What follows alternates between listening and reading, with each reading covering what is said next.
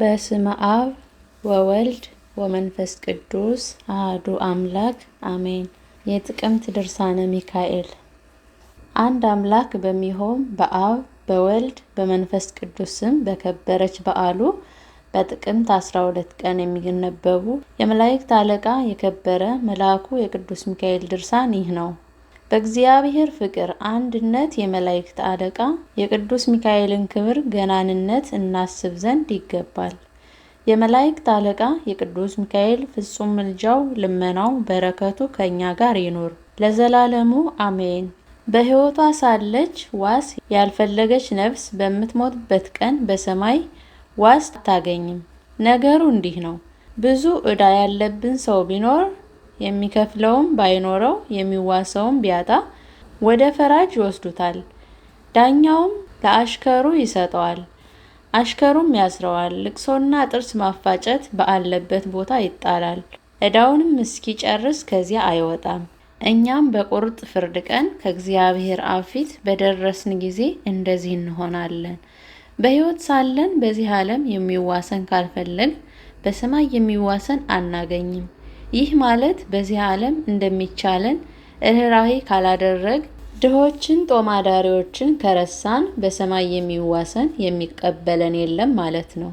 እግዚአብሔር በቅዱሳኖቹ ስም ድሆችንና ጦማዳሪዎችንም ብናስብ በሱ ብናምን ወዳጆቹን መላእክትን ብናከብር ስማቸውን ብንጠራ በጸሎታቸውን ብንማጸን እርሱ ይቅር ይለናልና እነርሱም ይቀበሉናል። እነርሱም በሰማያት ባሉ ቤቶቻቸው ይቀበሏቸው ዘንድ በአመፃው ገንዘብ ወዳጅ ግዙበት ብሎ ጌታችን እንደተናገረ የታመኑ ባልንጀሮችም ጌታችን ወንድሞቼ ያላቸው ድሆች ናቸው። እግዚአብሔርን ባናምን መላእክቱን ወዳጆቹን ባናከብር ትእዛዙን ቸል ብንል ግን በፍርድ ቀን የሚያድነን የለም። በታላቅ ፍርድ ቀን እግዚአብሔር ቁርጥ ፍርድ የሚፈርድባት ቀን በደረሰች ጊዜ ወንድም ወንድሙን አያድንም። ልጆችም አባት እናታቸውን፣ እናት አባትም ልጆቻቸውን፣ ወንድሞቻቸውን አያድኑም። እናትም ልጇን ማዳን አትችልም። እንደሚነጥቅ አንበሳ እንደሚጠብቅ መከራ ነፍስና ስጋችንን ያማረ መልካችንን የሚያቃጥል ገሃነመ እሳት አለብንና በዚህ ዓለም ንስሐ ካልገባን ቸርነትን ካላደረግን በሰማይ ምሕረት አናገኝም። በዚህ ዓለም የድሆችንና የጦማዳሪዎችን ገንዘብ የምትቀሙ ነገስታት፣ መኳንንት፣ በዚህ ዓለም የከበራችሁ ባለጸጎች ወዮላችሁ፣ ወዮታ አለባችሁ። የመጻሕፍትን ቃል እየሰማችሁ አገልጋዮቼን ግን ትንቋቸዋላችሁ። እኔ ግን ከማዕረጋቸው አዋርዳቸዋለሁ። በእኔ ዘንድ ለእናንተ ብዙ መቅሰፍትና መከራ ተዘጋጅቶላችኋል። ስራችሁ የከፋ በጎዳና እየጠበቃችሁ ሰውን የምትቀሙ ነፍስን የምትገድሉ ወንበዴዎች ወዮላችሁ፣ ወዮታ አለባችሁ። መውጫ መሸሻ በሌለበት ቦታ የሚቆያችሁ እሳት አለና። ወደ ሰው ሚስትም የምትሄዱ ወንድሞቻችሁ የምታሙ ወዮላችሁ፣ ወዮታ አለባችሁ። መውጫ መሸሻ በሌለው እሳት ትወድቃላችሁና። ጣዖትን የምታመልኩና መድኃኒት የምታደርጉ ወዮላችሁ፣ ወዮታ አለባችሁ። ዘራችሁ ያልቃልና ስም አጠራራችሁ ይጠፋልና ተስፋችሁም ብላሽ ይሆናልና በገሃነመ እሳት እንደ ሰም ትቀልጣላችሁና። ሰው አይታችሁ የምታደሉ አገልጋዮችን፣ ድሆችን፣ ጦማዳሪዎችን የምትጠሉ እናንተ ግብዞች ወዮላችሁ፣ ወዮታ አለባችሁ። እሳቱ የማይጠፋ ትሉ የማያንቀላፋ እሳት ተዘጋጅቶላችኋልና። ትዕቢተኞች የምትታጀሩ ወዮላችሁ፣ ወዮታ አለባችሁ። ዘመናችሁ ያጥራልና በእሳት ውስጥ ትወድቃላችሁና በሲኦልም መረጋገጫ ትሆናላችሁና። መምህራንን የምትጠሏቸውና የምትበትኗቸው ደጋጎች ምዕመናንንና ድሆችን የምትንቋቸው የምታቃልሏቸው ወዮታ አለባችሁ። እንደዚሁ እናንተም ትናቃላችሁ፣ ትጎሳቆላላችሁ፣ በእኔ ዘንድ ይፈረድባችኋል። ያለ ጊዜው ድንግልናችሁን የምታጠፉ ቆነጃጅት ወዮላችሁ፣ ወዮታ አለባችሁ። የሚያቃጥላችሁ የእሳት ፍም አለባችሁና። የሰውን ልጅ ለማሳት የምትዘጋጁ ሴቶች ወዮላችሁ፣ ወዮታ አለባችሁ። የሚያቃጥላችሁ እሳት አለና። ልጄ ክርስቶስን የምትጠሉ በቃሉ ያዘዘውን የማትጠብቁ ወዮላችሁ፣ ወዮታ አለባችሁ። በጭንቅ ቀን በኋላ ዘመን የሚያቃጥላችሁ የእሳት ፈሳሽ አለና ወደ እሷ ትገባላችሁና ከክፉ ሰዎች ጋር ትቆጠራላችሁ፣ በውስጧ ትዘጋላችሁ። ሰንበትን የምትሽሩ የማታከብሩ፣ ትእዛዜን የማትሰሙ ወዮላችሁ፣ ወዮት አለባችሁ። እኔ በሾተሌ አጭዳችኋለሁ፣ በመዓቴም አጠፋችኋለሁ። ረሃብ፣ ቸነፈር፣ ጥፋት፣ ሞት አመጣባችኋለሁ። እርስ በርሳችሁ ትፋጃላችሁ። ዳግመኛም እግዚአብሔር እንዲህ ብሏል፣ ቀን በፀሐይ ብርሃን የምትሄዱ ይመስላችኋል። በእግዚአብሔር ኃይል ነው እንጂ ፀሐይ፣ ጨረቃ፣ ከዋክብትን የፈጠርኩ እኔ ነኝና። ፀሐይን በቀን ያሰለጠንሁ ጨረቃና ከዋክብትን በሌሊት ያሰለጠንኳቸው እኔ ነኝ። እናንተ ግን ሌሊት ትሰወራላችሁ፣ ቀን ትሸሸጋላችሁ። ከዓይኔም የምትሰወሩ ይመስላችኋልን? እግዚአብሔር አያይም፣ አይሰማም፣ አይጠቅምም፣ አይጎዳም ትላላችሁ። እስኪ እዩ፣ አስተውሉ። ዓይንን የፈጠረ አያይምን? ጆሮን የፈጠረ አይሰማምን? ሕይወትንና ሞትን፣ ጨለማንና ብርሃንን፣ መልካምንና ክፉውን፣ ጣፋጩንና መራራውን የፈጠረ መጥቀምና መጉዳት አይቻለውምን? ባለማወቅ ተሳስታችሁ በድላችሁ ከእኔ የምትሰወሩበት የላችሁም። ሁሉ በፊቴ የተዘረጋ የተገለጠ ነው። በተራሮችና በኮረብቶች ውስጥ ብትሸሸጉም ገደሉ፣ ዋሻው፣ ከፍታው አይሸሽጋችሁም። ሳር ቅጠሉ አይረዷችሁም። መሰወሪያ የላችሁም፣ ከእጄም አታመልጡም። ፍጥረት ሁሉ በእኔ ፈቃድ ጸንቶ ይኖራልና። እኔ አበለጽጋለሁ፣ አደህያለሁ። የምሾም፣ የምሽር፣ የምገድል፣ የማድን፣ የምቆጣ፣ ይቅር የምል እኔ ነኝ። ከእጄ የሚያመልጥ የለም። ፈቃዴን የሚፈጽሙ ትሑታን የዋሃን በሰላም በሕይወት ይኖራሉ። ዳግመኛም የቤተ ክርስቲያን ልጆች ወንድሞቼ ስሙኝ። በሰኔ 12 ቀን በመላእክት አለቃ በቅዱስ ሚካኤል በዓል፣ በኅዳር 8 ቀን በአርባዕቱ እንስሳ፣ በኅዳር በ24 ቀን በ24ቱ ካህናተ ሰማይ በዓል፣ በእነዚህ በአራቱ የምልጃ ቀኖች መላእክትና የመላእክት አለቆች ሁሉ፣ አጋዕዝትና ስልጣናት፣ ኃይላትና መናብርት፣ ስፍር ቁጥር የሌላቸው በሰማይ ያሉ ሁሉ የመላእክት አለቃ የቅዱስ ሚካኤልን ሹመት ገናንነቱን፣ የኪሩቤልን የሱራፌልን ክብር ያዩ ዘንድ ይሰበሰባሉ። በዚያች ቀን አብ ጽሩር በሰው እጅ ያልተፈተለ ያልተሰራ የክብር ልብስ ያለብሳቸዋል። አብ በራሳቸው ላይ የድህነት ራስ ቁጥር ያቀዳጃቸዋል። ህብሩ መልኩ የማይለወጥ ምሳሌው የማይጠፋ የማይታወቅ ነው። የአብ የእሳት መጋረጃ ወደሚገለጥበት ይቀርባሉ። በመጋረጃ ውስጥ ሌሎች መላእክት ያላዩትን እንግዳ ሥርዓት ረቂቅ ምስጢር ያሳያቸዋል። ካህናት ናቸውና የፊታቸው ጸዳል ከፀሐይ ከጨረቃ ይደምቃል። ዓይናቸውም ከአጥቢያ ኮከብ ይልቅ ያሸበርቃል። ደስታቸውም ለዘላለም የማያልፍ ነው። በሰማይ የማይለወጥ የማይቀነስ ባለሟልነት አላቸው። በአይቱም ጊዜ ሁሉ አደነቁ። ሁሉም ለአስገኘ መላእክትን ለፈጠረ ለአብ ለወልድ ለመንፈስ ቅዱስ ምስጋና ይገባል አሉ። በእውነት የከበሩ የሚያመሰግኑ የሚዘምሩ ብሩካን መንፈሳውያን የአብ ባለሟሎች ናቸው። ሚካኤልና ገብርኤልን ሱራፌልና ኪሩቤልን የሚመስላቸው የለም። ዳግመኛም እግዚአብሔር እንዲህ ብሏል፣ ፈጽማችሁ አክብራችሁ መታሰቢያቸውን ያደረገና በእነሱም ጸሎት የተማመነ በእኔ ዘንድ ዋጋ አያጣም፣ ለዘላለሙ አይጠፋም። ቢሞትም ለዘላለም ሕያው ሆኖ ይኖራል። ይቅርታዬን ቸርነቴን አደርግለታለሁ፣ ሀብትን ልጅነትን አሳድርበታለሁ።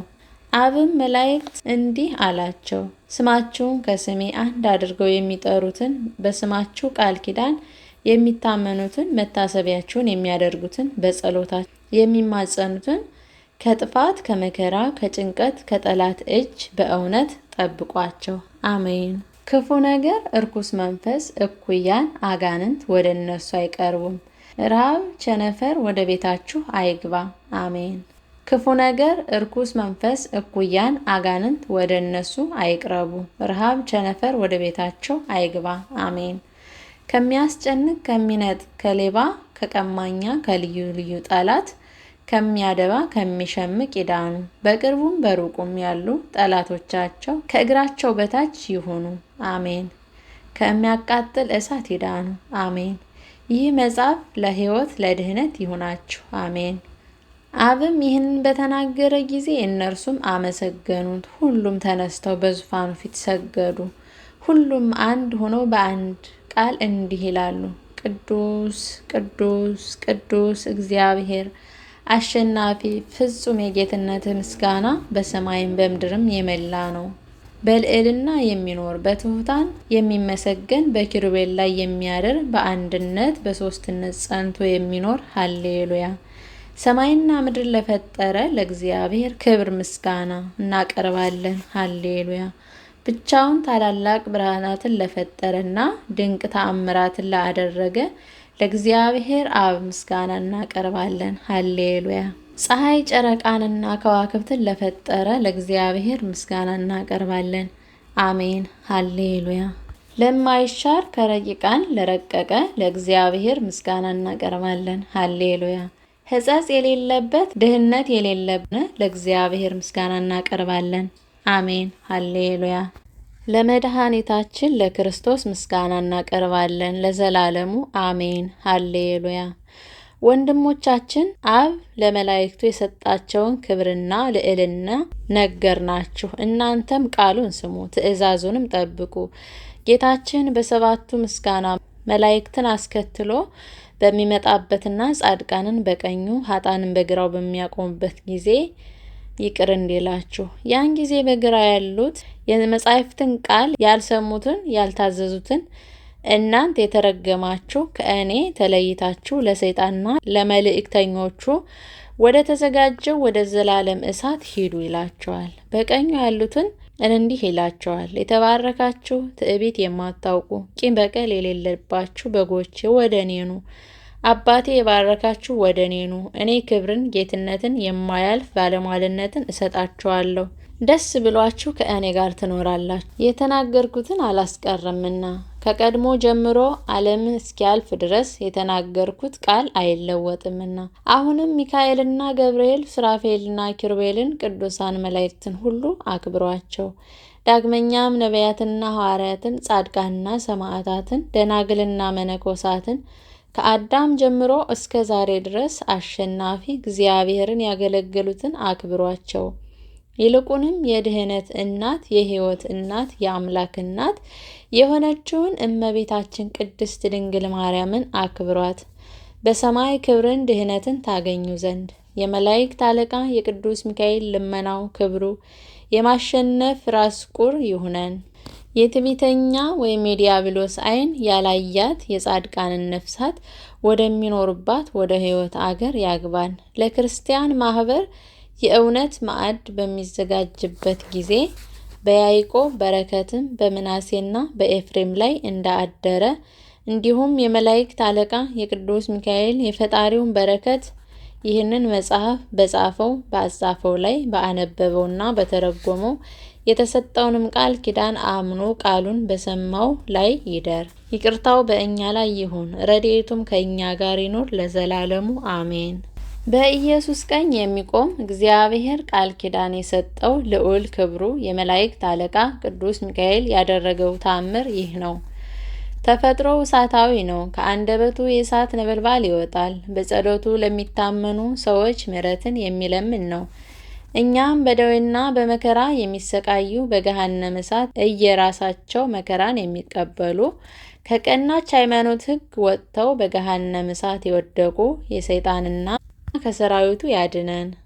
የኃጢአት አገልጋዮች የሆኑትን የሰይጣንን ሰራዊት ያጠፉ ዘንድ እሳታውያን ባልንጀሮቹ ወደ ተሰበሰቡበት አንድነት ለገባን ለጥምቀት ልጆቹ በአማላጅነቱ የሚገኘውን በረከት ያድለን። በማይዛባ ከሥላሴ በተሰጠው ስልጣኑ በየቀኑ በየዘመኑ ይጠብቀን ለዘላለሙ አሜን። በአንዲት ሀገር በቅዱስ ሚካኤል ቤተ ክርስቲያን አቅራቢያ አንድ ችግረኛ ድሃ ሰው እንደነበረ ተናገረ። በየቀኑ በየሰዓቱ ዘወትር ወደ ቅዱስ ሚካኤል ቤተ ክርስቲያን ይገሰግስ ነበር። ከስዕሉ ፊት ቆሞ በፍጹም ሃይማኖት በጥቡ ልቦና እያለቀሰ ይለምንና ይማልድ ነበር።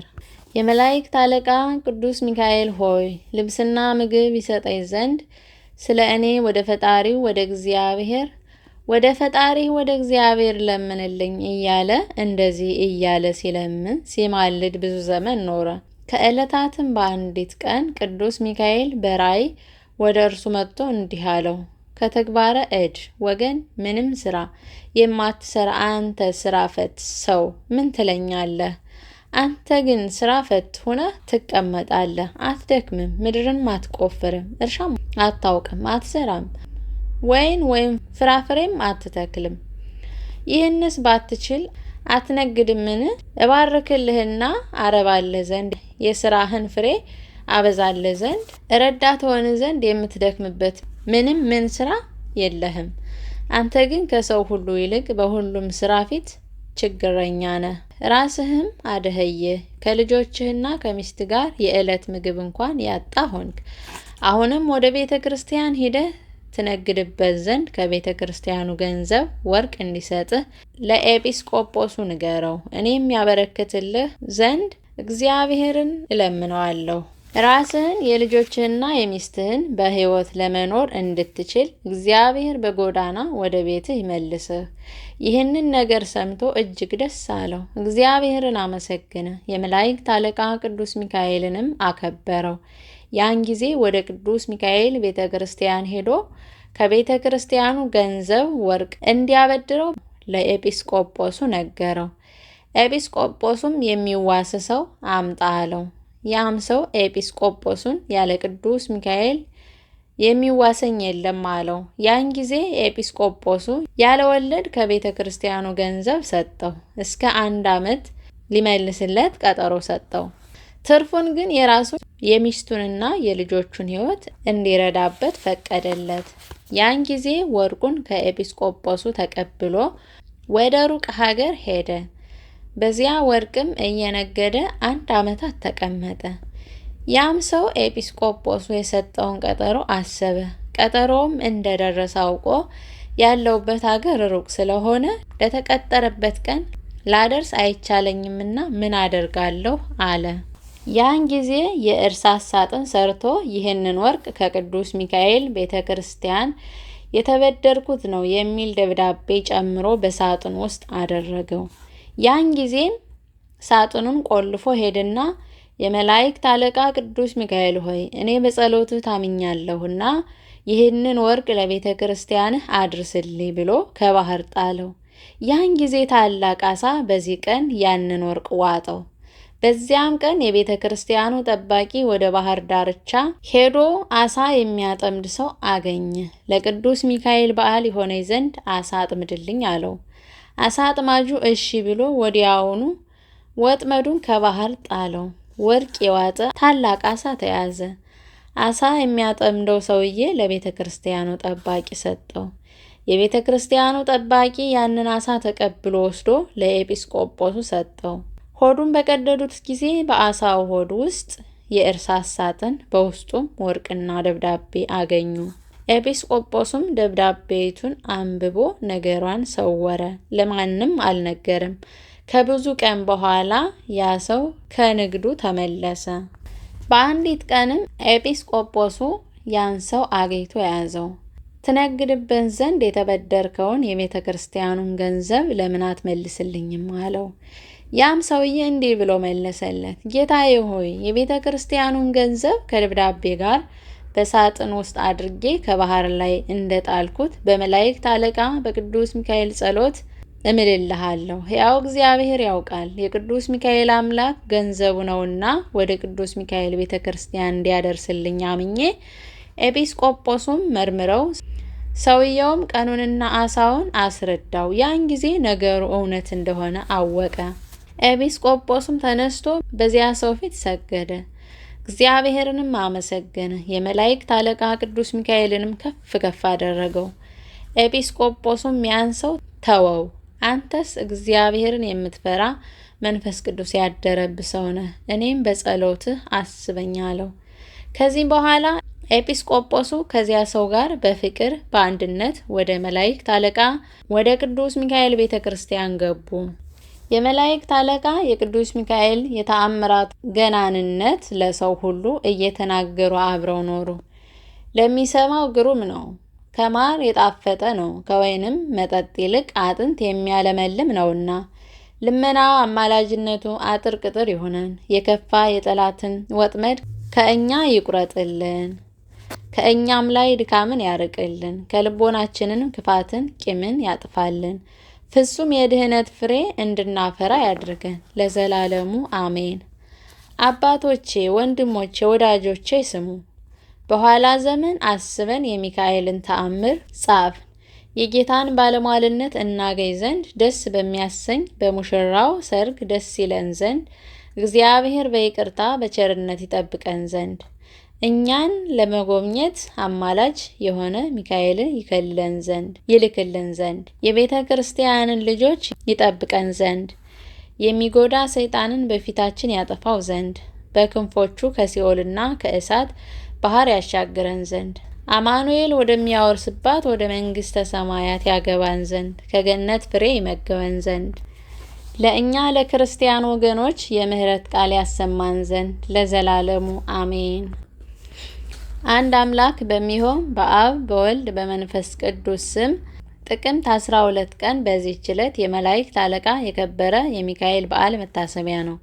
በዚህች ቀን እግዚአብሔር ወደ ነቢዩ ወደ ሳሙኤል ልኮታልና ወደ ቤተልሔም ወደ ዳዊት አባት ወደ እሴይ ቤት ይሄድ ዘንድ አዘዘው። ልጁን ዳዊትን እንዲቀባው በሳኦል ፈንታ በእስራኤል ልጆች ላይ ይነግስ ዘንድ። ያን ጊዜ ነቢዩ ሳሙኤል ተነስቶ ነገስታቱ የሚቀቡትን የዘይት ቀንድ ይዞ ሄደ። እሴይ ወደሚኖርበት ወደ ቤተልሔም ደረሰ። እሴይንም ጠርቶ ከዘርህ በእስራኤል ልጆች ላይ ቀብቼ አነግስ ዘንድ የእግዚአብሔር መልአክ አዝዞኛልና ልጆችህን ሁሉ አቅርብልኝ አለው። በእያንዳንዱ በእሴይ ልጆች ራስ ላይ ነገስታቱን የሚቀቡትን የዘይት ቀንድ ባደረገ ጊዜ እግዚአብሔር አልፈቀደላቸውም። ሳሙኤል እሴይን ከልጆችህ ምንም የቀረ የለምን አለው። እሴይም ሳሙኤልን አንድ የቀረ አለ፣ እርሱም ከወንድሞቹ የሚያንስ ብላቴና ነው፣ በእርሻ ውስጥም በጎችን ይጠብቃል አለው። ሳሙኤልም እሴይን ፈጥነህ አምጣልኝ አለው። ወዲያውኑ አመጣለት። ቀርነቅቡንም አንስቶ ቀባው። እግዚአብሔር ፈቅዶለታልና ነቢዩ ዳዊትን በእስራኤል ልጆች ላይ ነገሰ። ዳግመኛም በዚች ቀን እግዚአብሔር የመላእክት አለቃ ቅዱስ ሚካኤልን ወደ ነቢዩ ወደ ዳዊት ላከው። የኢሎፍሊ ሰው የረአይን ወገን የነበረውን ጎልያድንም እስከ ገደለው ድረስ ረዳው፣ አበረታው። የእስራኤልም ልጆች ከጠላታቸው እጅ አዳናቸው። ስለዚህ ነገር በየወሩ 12 ቀን የመላእክት አለቃ የከበረ መልአኩ የቅዱስ ሚካኤል በዓል መታሰቢያን እናደርግ ዘንድ የቤተ ክርስቲያን መምህራን ሥርዓት ሰርተውልናል፣ አዝዘውልናል። አማላጅነቱ የፈጣሪውን በረከት ልመናው ከኛ ጋር ይኑር ለዘላለሙ አሜን። ለኃጥአን ምሕረትን እስካደረገላቸው ድረስ በማያቋርጥ ልመና በእግዚአብሔር ፊት የሚጮህ የገነት የንጋት ወፍ ሚካኤል ሆይ ለአንተ ሰላምታ ይገባል። ጨው በጣዕሙ አልጫ ቢሆን እንደሚጣል ሁሉ የእኔ ሕይወት በስንፍና ያልጫ ሆኖ ከከበረ ማዕድ ከክርስቶስ ሥጋና ደም እንዳይለይ በምድር ላይ እንደረገፈ አበባም ከክብሬም እንዳልወድቅ ከሥላሴ ልጅነት የተለየው እንዳልሆን ቅዱስ ሚካኤል ሆይ በምልጃህ ሰውረኝ፣ በክንፈ ረድኤትህም እቀፈኝ። የበጋውን ወራት ፍጻሜ ተከትሎ የሚገባውን ክረምት የሰራህ ጸደይንም ለምድር ወሰን ድንበር ያደረግ ጌታችን ሆይ ፍሬን ሳናፈራ ገና ቅጠል ሆነን ሳለን በዚህ ክረምት በሆነ ዘመናችን ሽሽታችን የሕይወታችን ፍጻሜ እንዳይሆን እንማልድሃለን። ክረምት ካለፈ ዝናብም ወደ ምላጹ ከተመለሰ በኋላ ምድርን ከአበቦች የምታስጌጥ ጌታችን ሆይ ካማረና ከተወደደ ምግባር ፍሬ ጋር ሃይማኖት መከርን እንሰበስብ ዘንድ ደካማይቱን ንብና ታካቺቱን ጉንዳን በተፈጥሮ እንዳዘጋጃቸው እኛንም ዛሬ ለምስጋና ለአምልኮት አትጋን።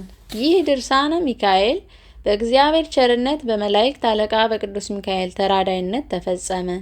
ላስፈጸመን ለልዑል እግዚአብሔር ክብር ምስጋና ይግባው ለዘላለሙ አሜን።